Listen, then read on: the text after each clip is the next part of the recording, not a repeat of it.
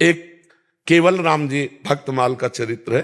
केवल राम जी, जिनको कुबा केवल राम जी कहते हैं, वो गरीब भगत थे। उनका स्वभाव था जहां वो संतों को देखते दौड़ पड़ते, चरण में प्रणाम करना, घर लाना, चरणोदक उतारना, और जो रूखा सूखा बने सो पवाना। तो जब संतों को आदर मिलता है तो दूसरे संतों से चर्चा करते हैं। तो एक अयोध्या से बड़ी भगवान श्री राम जी की मंडली संतों की उधर से गुजर रही थी, तो पूछा, भाई केवल राम जी का घर कौन सा है, बड़े भगत हैं भाई यहाँ। तो केवल राम जी ने जब सुना संत मंडली आई, अरे आज तो नाच पड़े कि आज तो बहुत से संत, खूब आदर पूर्वक घर, पर खाने को नहीं। अब उन्होंने पत्नी से कहा कि गरीब आदमी थे, अब एक दो संत हो तो कुछ बने, अब जहां 50 संत हैं। तो पत्नी से कहा, अब क्या हो सकता है, भगवान आज इतनी बड़ी कृपा की कि इतनी संत मंडली हमारे घर आई, आज पवाने के लिए कुछ नहीं है। तब पत्नी से कहा, तुम इनको बैठा लो, मैं कोई ना कोई उपाय करता हूं। तो गए, एक धनी मानी से बात की। तो लोग जब किसी को गरीब देखते हैं, असहाय देखते हैं, तो उसका दुरुपयोग भी कर बैठते हैं। अत्यंत आवश्यकता, वो बिल्कुल गिड़गिड़ा रहे थे कि आज हमारे अगर संतों का भोजन हो गया तो तुम कहोगे तो हम जीवन भर तुम्हारी गुलामी करेंगे, आज संत ना भूखे जाएं। तो उनका, हमारे एक कुआं खोदवाना है, आप पति पत्नी कुआं खोद देना और हम जो कहोगे संतों को पवा देंगे। तो घी दाल आटा सब संतों के लिए ले गए और खूब चक्क पवाया। जब संत चले गए तब उन्होंने कहा तो मिट्टी, उस समय 60 हाथ 70 हाथ खोदना तब कुआं खुद पाता था।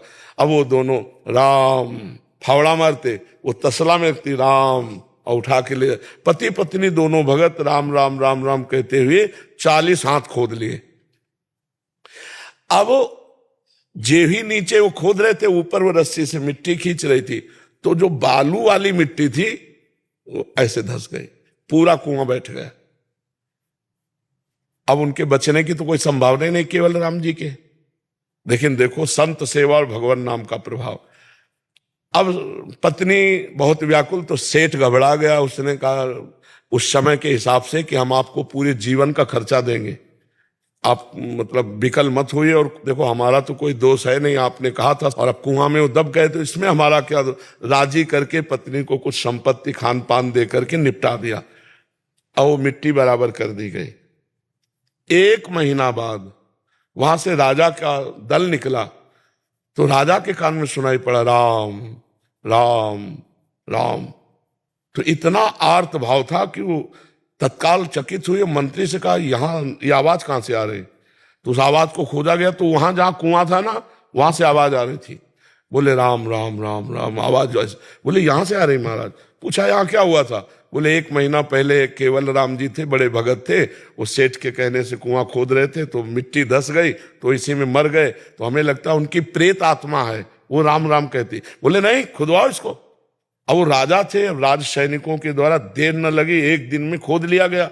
तो जहां केवल राम जी बैठे थे, उसके 1 हाथ ऊपर से परत लग गई थी मिट्टी की, और वो गुफा में बैठे थे, और शीतल जल और सुंदर भोजन सामने रखा हुआ था। 1 महीना तक रोज भोजन, रोज पानी और रोज ऑक्सीजन भगवान दे रहे थे। तुरंत खोला गया, निकाला गया, तो अब उनकी तो महिमा प्रकाशित हो गई, बड़ा चरित्र लिखा। तो उनसे पूछा गया, आपका जी नहीं घबराया, आपको परे। बोले जब मैं राम राम राम, तो मेरे राम जी आए और मेरे साथ बात करते थे, मुझे भोजन पवाते थे, मुझे जल पवाते थे, मैं बड़ी आराम से था। 1 महीना बड़े आराम से हमारा कर।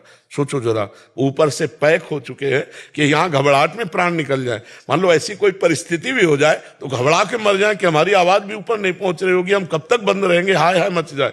लेकिन राम राम राम राम राम,